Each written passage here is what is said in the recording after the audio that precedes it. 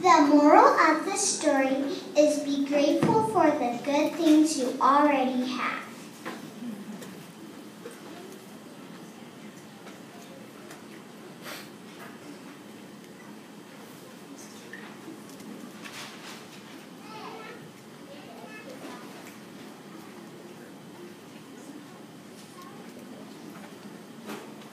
This is the fable of the tortoise and the hare. Once the hare challenged the tortoise to a race.